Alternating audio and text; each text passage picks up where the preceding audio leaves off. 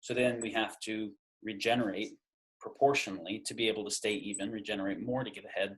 This would be the same with our physiology. So if someone's lifting weights, they're actually inducing micro tears in the muscle, which then induce regeneration of the muscle, where it regenerates with more actual tissue fibers and more densely bundled tissue fibers, which is why strength increases.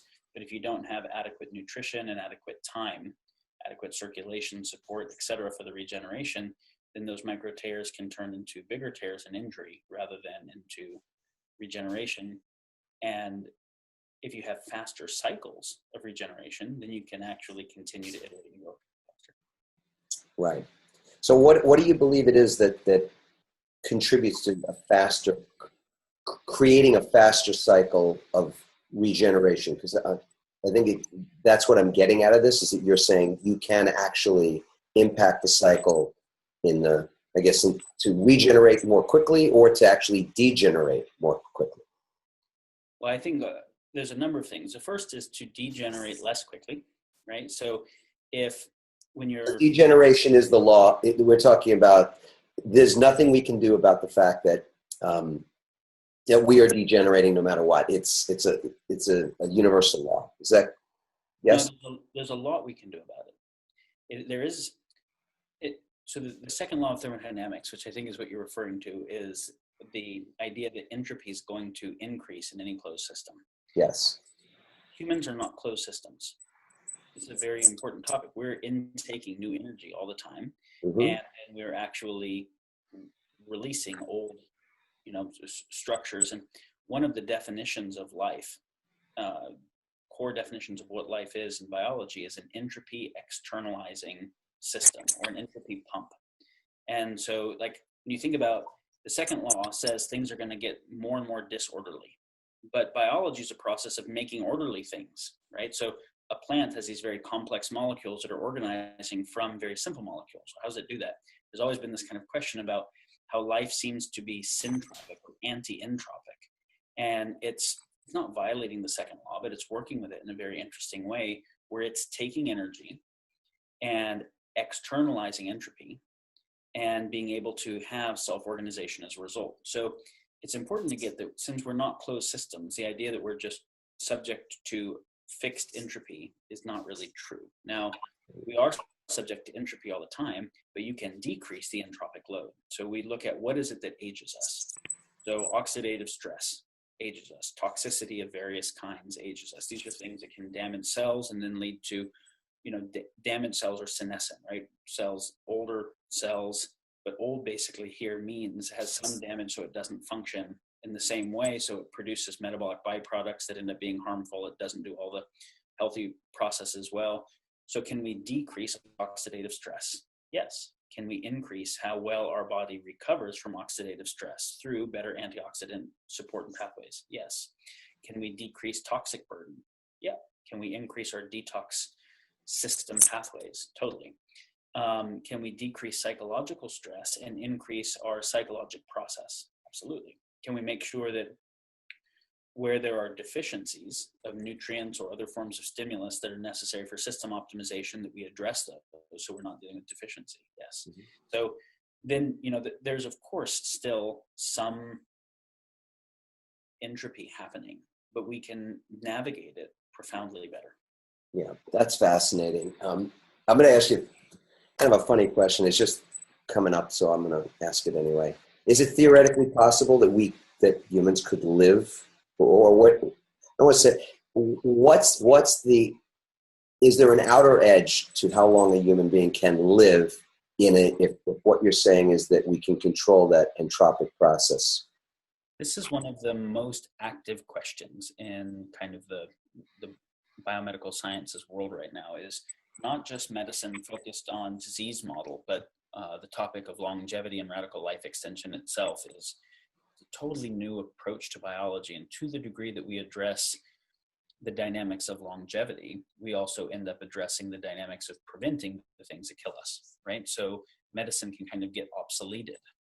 Much of medicine is just obsoleted in the process of optimizing ongoing system efficiency, and function, which can lead to life extension.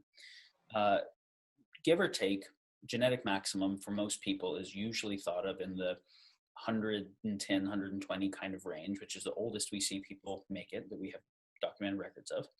And most people don't live that long. And so most people are dying earlier than genetic maximum because of specific issues. And so they're dying of cancer or heart disease or diabetes or whatever it is. So the first step in life extension is just preventing those causes of death. And so everybody starts to get to genetic maximum. It's very realistic that that will become scientifically plausible in the next not many years. And that, premature death from disease will become a part of history. And, that's something that there are a number of companies doing really pioneering great work on, and we're working to add to research in that space.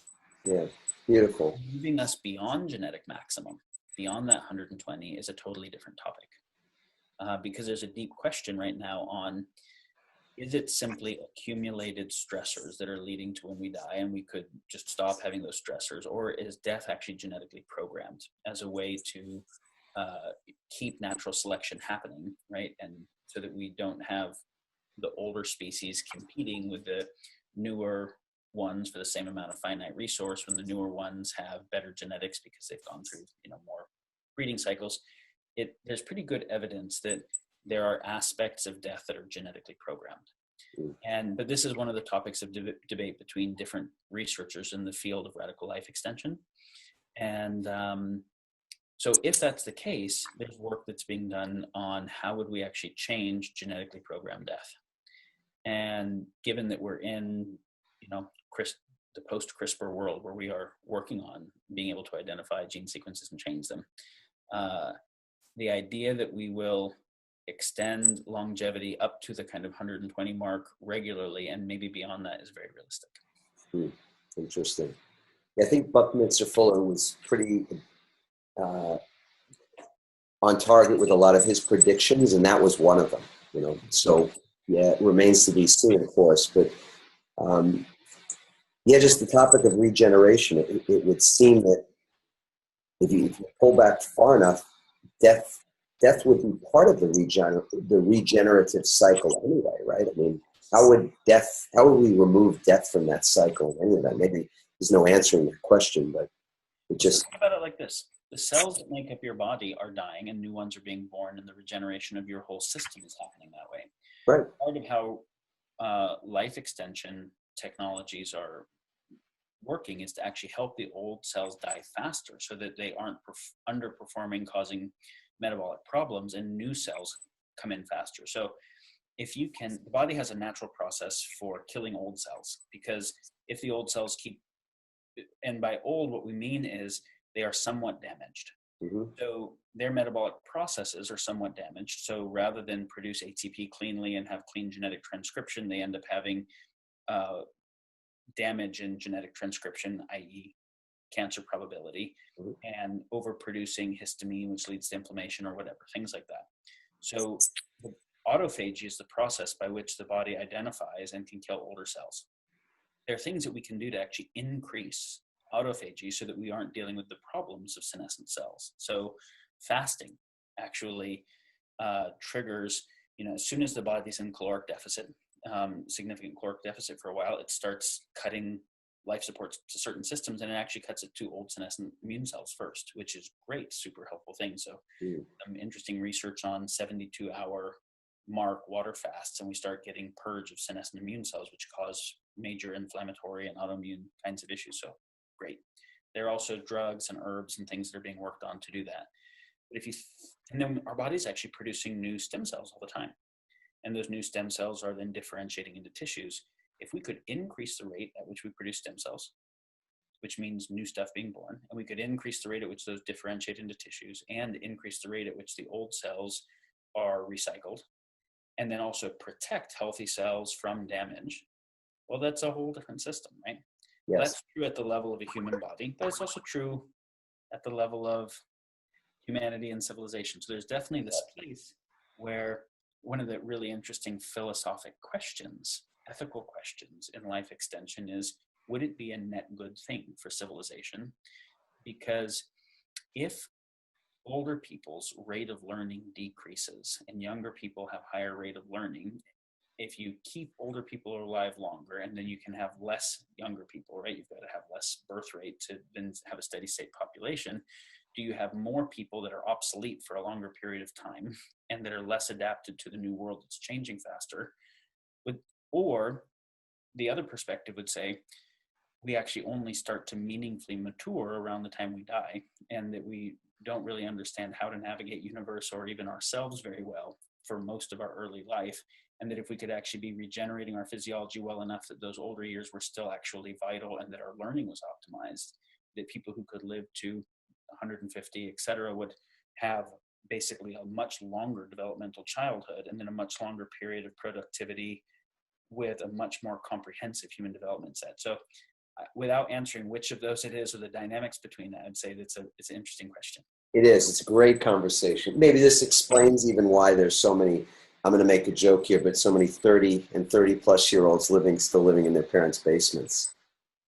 Well, there's no question that we breed older than we used to, right? So we went from breeding throughout much of history, pretty much as soon as breeding was possible, right? As soon as we went past puberty, to having economics and education and social structure start changing that, where 30 and moving towards 40, are getting much more common, and while we're being exposed to more information earlier.